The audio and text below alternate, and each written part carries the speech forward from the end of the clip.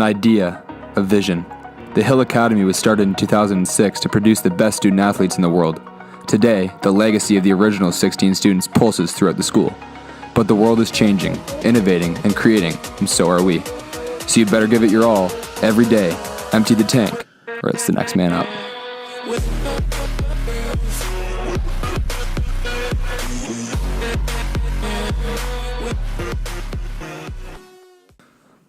Hi there, welcome to today's episode of the Next Man Up podcast.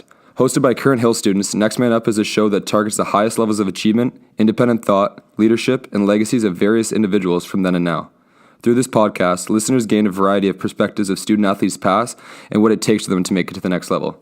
My name is Dyson Williams, a current postgraduate student and member of the senior men's lacrosse team here at the Hill Academy. Today we are joined by former NHL player Brett MacLean. Brett had an outstanding OHL career while playing for both the Erie Otters and then the Oshawa Generals. He was drafted 32nd overall in the 2007 NHL entry draft to the Phoenix Coyotes, then later played for the Winnipeg Jets.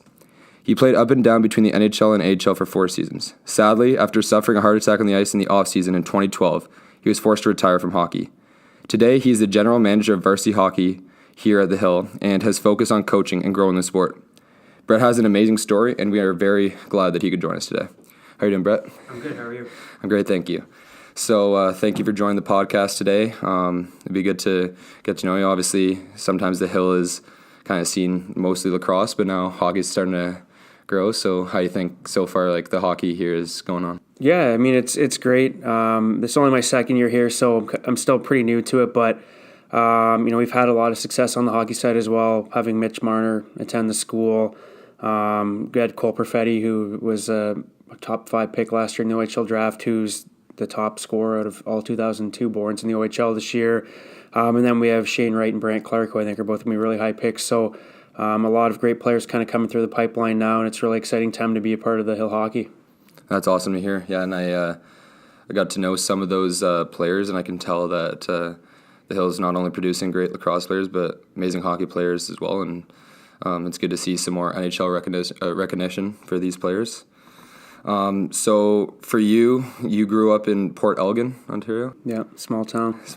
And you played minor hockey there as well as in Grey Bruce for the Highlanders? Yep. So I started off in Port Elgin.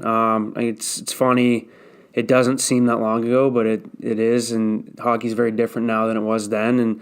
And so you kind of played for your hometown team growing up, and we were single A. We had a lot of success, a good team. And then as I moved on into Pee Wee, I started playing Triple A. And in that area, there's not a lot of people. So you play for a regional team, which was Grey Bruce. And luckily, we had some good teams as well. And we had success, went to the OHL Cup, lost in semifinals, and, did well for the size of our team. And that's kind of where I got noticed for the first time. Yeah, that's cool. I'm not really used to that. I'm from Oshawa, so it's kind of a bigger place, and you obviously played there, so it's not like a little small town, but yeah, that's cool to hear kind of like background stories. And when you were there, did you see yourself making it to where you did in your hockey career? Not really. I was the first one from Port Elgin that kind of was born there, raised there, and grew up their whole life there that ever went on to play professional. So it wasn't really something that was possible. I thought that I could do it because I loved hockey and I wanted to, but there's a lot of people telling you you're never going to make it being from here. And, I was lucky enough. My dad had played junior hockey before and knew a lot about the system, but still was pretty blind going into it, and just kind of had success on every team that I was on and was always one of the best players, if not the best player. And knew that I was pretty good, but never kind of knew that I was on the radar. And then it was different then too.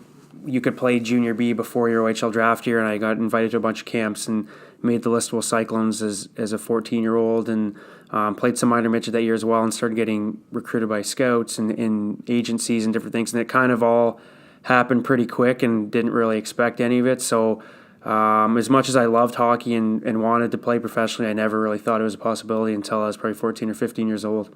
Yeah, it's like really cool to hear like how young it starts at, and obviously something that you dreamed of growing up, and then it quickly became a reality, like I'm assuming faster than you thought.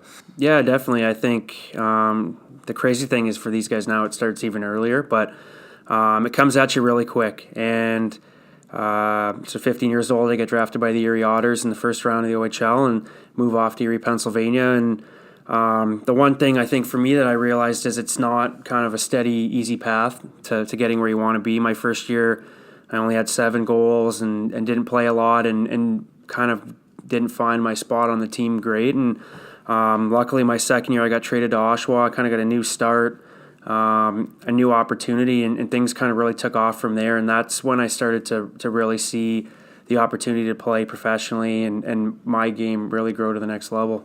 Yeah, and I was lucky enough. Growing up in Oshawa, I got to watch you play, and you played alongside like John Tavares, and you guys were really cool to watch together. And like as you were saying, how once you got to Oshawa, you kind of took it to the next level, and you in 2008 you finished second in OHL scoring and first in goals with 61 goals and 58 assists. Obviously, you worked towards that, but when working on your game throughout the years, and obviously you didn't have as much success in Erie as Oshawa, did you find, or is there anything you can credit your later success with Oshawa in comparison to Erie? For me, I think it was just kind of a reset on, came in, had high expectations that things were going to go well, and they didn't, and probably got a little bit down on myself and wasn't getting opportunity and didn't maybe handle it the best way. Being 16, it is a tough challenge, and it was kind of like just an easy way to reset for me, just moving on to something else and getting another opportunity. And I think it also kind of made me realize that, I'm on team number 2 now, and it's on me. If it doesn't work out this time, I can't really fault anyone but myself, and kind of put more ownership on myself to be better and work harder. And obviously maturing and getting older and all that helped as well. And it just kind of started off on the right foot, and that positive momentum really carried me through my career. Yeah, that makes sense. But for playing, like as you were saying, as I was saying before, like playing with John Tavares, do you think that like playing with a guy like him, did that help you as well? Like, did you like playing around an elite player as well? Obviously, you're recognized as an elite player as well, but playing with another guy that is seen even today as an amazing player, do you think that helped you as well? Oh, definitely. I think playing with him obviously helped tremendously with our point totals for myself and for him. I think we had great chemistry. We got along really well. We played very similar games. So, I mean, he's a guy that would have had success regardless of who he played with, but I think playing with me helped him as well just because we did mesh well together. But for me, the one nice thing was being a couple years older than him, it was like a mentorship, and it really helped me gain some leadership in my life. And think I helped him out in different aspects in his life. He helped me out with hockey, and I learned a lot playing with him, different little tricks and parts of the game that he just did so naturally. And definitely, like I said, playing with him helped with my stats and everything, but we just had great chemistry together. It was a lot of fun playing together, and it's pretty cool watching him now and seeing all the success he's having and knowing that I was a small part of him kind of moving on to that. Yeah, that must be really cool. So after your OHL career in 2007, as I said before, you were drafted to the Coyotes. That draft class was pretty cool. Like there were some really good players, including like Patrick Kane, PK Subban, Jamie Benn. But so you were like, I think you were 18, right, when you got drafted? Yep. What was that like? So like I'm older than 18 now, and thinking about that is like thinking about being drafted to something like that at that age. Like what was it like hearing your name called? It's a crazy experience as well. The year kind of starts off, and you don't really know what to expect unless you are Patrick Kane or someone that's kind of hyped up to go in the top 5 or 6 picks. And when the NHL Central Scouting rankings came out and I was in the top 20 North Americans, you kind of realize that not only is your dream going to come true of getting drafted, but you're going to go quite high. And I tried to just enjoy the year as much as I could. There's some cool opportunities. I got to play in the Canadian Hockey League Top Prospects game with all the other high picks or prospects. I got to go to the draft and enjoy that moment. But at the same time, I think, the one thing I learned from it is you're stressed about where you're going to get drafted and what number you're going to get drafted. And you do spend a lot of time thinking about it, and it probably does take away from your game a little bit. But the reality is you don't have any control over it. So it's not something you should worry about. But when you're in it, it's tough not to. But yeah, for me, I really was hoping to be a first round pick, and I wasn't, and it's a little bit disappointing. But then, 2 picks later, getting to hear my name called by Phoenix and get to live out my dream of getting drafted, it kind of all disappears, and that's kind of when you start to realize whether you get picked first overall or 100th overall. It really doesn't matter. It's an amazing accomplishment, and it's really just the start of all the work that you have to put in to be successful. But definitely another moment in my life I'll never forget. That's really cool to hear. And the work that you were putting in obviously didn't stop there. You signed with San Antonio originally, and played for the Coyotes affiliate team there. And but once you finally worked and got called up to play in the NHL, your first game was against the Kings, and I saw your first goal was in your first NHL period on Jonathan Quick, who's obviously a pretty good goalie. So could you walk me through that process of working towards getting the call up and then immediately making an impact? Yeah, I mean, so I got drafted in 2007, went back for another year of junior and had a great year, and then I signed with Phoenix, and then was sent to their American League team in San Antonio, and I was there for 2.5 years before I got an opportunity.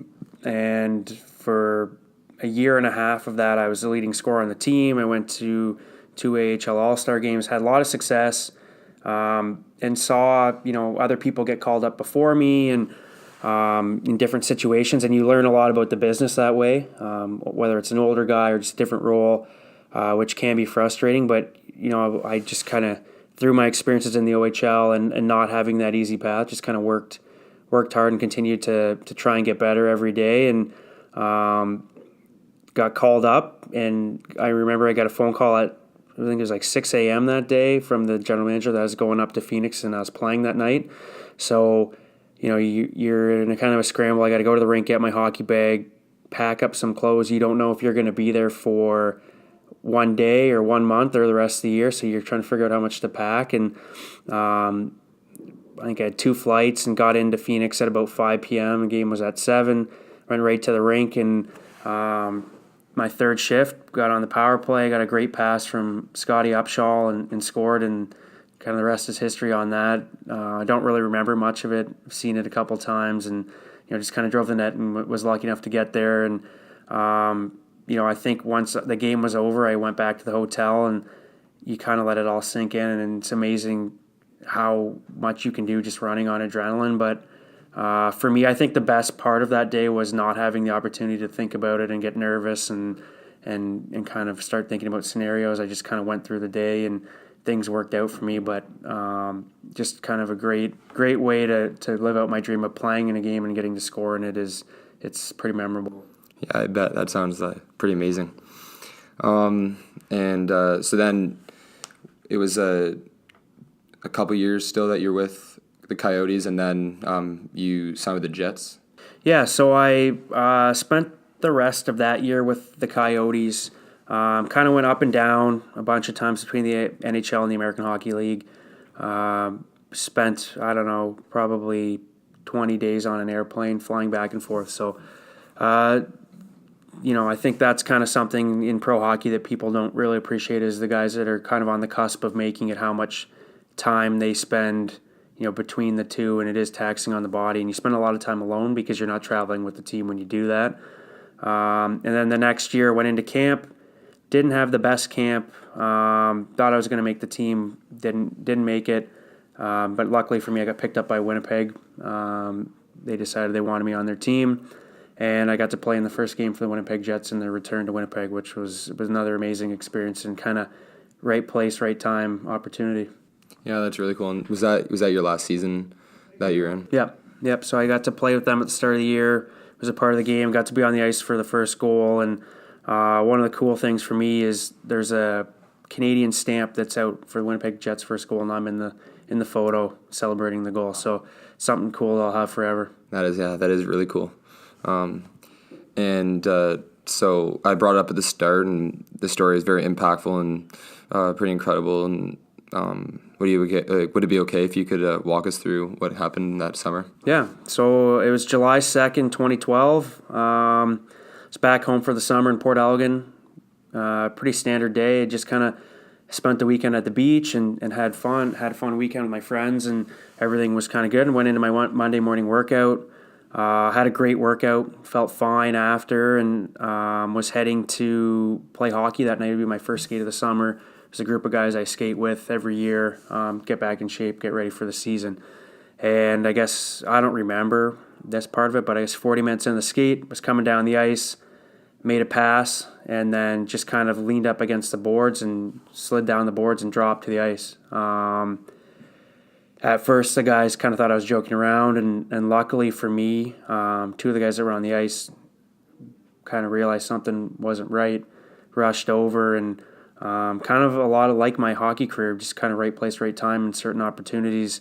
One of the guys I skate with, his dad's a firefighter. He was there, and he noticed something was wrong, so he grabbed the AED, the automated external defibrillator, from the rink, called 911, rushed on the ice, and between some CPR and shocking me with the AED, the three of them kind of helped save my life. And paramedics were there within 5 minutes, rushed me to hospital, in sound. I had to be airlifted to London. I was put in a medically induced coma.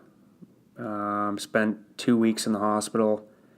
When I first woke up, they weren't really sure if I would be able to do anything again. They didn't know what happened or why it happened, and would have to do a number of tests. The test didn't prove why I had a cardiac arrest, but the one nice thing is they found I don't have any issues with living my normal life, and so which is a positive. But I think for me, you wake up and you just start to feel better, and from going from being an elite athlete to struggling to have a shower because you're so kind of taxed on your body from what happened, and then you get news dropped on you from the doctor that you'll never play professional hockey again, is definitely a tough challenge, something that I was never prepared for, and definitely a low point in my life, trying to grasp that and what I was going to do next. I think what kind of helped me out of that was as I started feeling better and was told I'd be able to do the things I'd done before, go biking, play pickup hockey, work out, be active still, just live a normal life, kind of helped offset the fact that I couldn't play hockey, and is what got me through it, even though there was some ups and some downs. The first year, I think I spent a lot of time kind of feeling, I'm so lucky to be alive, and I did some stuff for Heart and Stroke, and you meet some people that are in tougher situations than you, and so you kind of feel good about it. And I think year two, when hockey was coming back, a lot of my friends were going back to play, and I'm not, and I had started going back to university, so my life is kind of behind where all my friends are. Had some really tough times, had some anxiety, a little bit of depression, and, with some help, quickly got over that. And since then, I've been very appreciative, very lucky, very happy, and really enjoying my life. Yeah, that's an incredible story, and obviously now being here at the Hill, and you coached at Waterloo, and you started to give back to the game that sadly got taken away from you. But I find it very selfless, and so does everyone else, that something that you love so much that was taken away from you, and you continued to grow the game and help other people out, help other people achieve the dreams that you did get to, and obviously not as long as you wanted to, but I find that what you have done is amazing. Thank you. Yeah, no problem. So obviously, going back to your career a bit, you met so many people, I'm assuming, and got to play with some amazing players. Do you have any specific teammate that you had your favorite teammate, or was there anyone in specific? I played with a number of guys that I'm still close with. I talk to John Tavares every once in a while.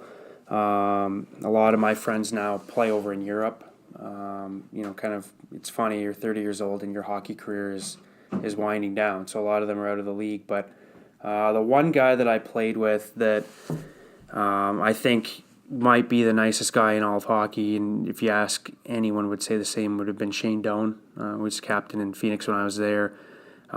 This is a guy that was a 15-year pro, had played 1,000 games, had played for Canada in the Olympics, and made sure that every guy, whether they were coming up for their first game or had been there for years, felt comfortable and took care of them, made sure they knew what was going on, and just was a great person, nice person to be around, and kind of someone that I've tried to mold my life around is being like that. He was a guy that, made millions of dollars and was famous and everything, and yet when you talk to him, so down to earth and just appreciated being around people every day. So he's the guy that I think had the biggest impact on my career and what I'm trying to do now and what I've taken away from hockey. That's really cool. Do you think watching him lead and being a part of his team, do you feel like you've gained some leadership qualities that he had that you learned from? Yeah, definitely. I think the biggest thing with leadership is one, you've got to find your way to lead. Not everyone's the same. Some people are really vocal. Some people lead by example. But great leaders kind of always find a way to make everyone feel included, to make everyone feel comfortable. And they do speak when the time is right, and they kind of pick their spots. And that's exactly what he did, and that's kind of what I do now. I'm not a really loud guy. I'm not super outspoken, but when I need to talk, I will. And I just try and show up every day and lead by example. And I'm trying to pass those characteristics off to our Hill hockey guys now. So hopefully they can take some of it in and take it with them to the next level wherever they go. And that's kind of what I'm trying to leave as my legacy to them. Yeah, that's awesome.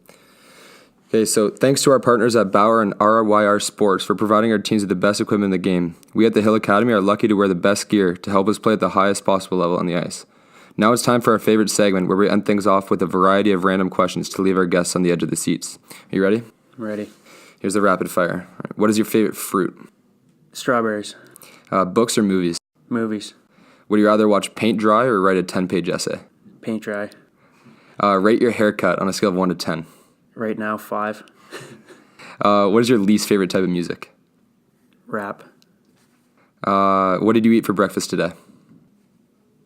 Yogurt and berries. Summer or winter? Summer. One word to describe yourself. That's a tough one. Hilarious. I like that. And finally, who's your pick to win the Stanley Cup this year? The Winnipeg Jets. Wow, I like it. All right, well, that's all we have today. Thank you very much for joining us, and your story is incredible, and I'm sure that people that haven't heard this story that hear it for the first time will really find it amazing, and so thank you. Awesome, thanks for having me. Yeah, no worries. All right, that's all we have for today on the Next Man Up podcast. Please tune in next week for another edition. We'd like to thank our sponsors at New Balance and Warrior for outfitting our lacrosse program from head to toe, along with our sponsors at Bauer for producing the best gear in the game. Again, thanks for listening, and tune in next Monday morning for our weekly podcast. We'll hit you with our Hill Academy send-off. 1845 Hill Pride E.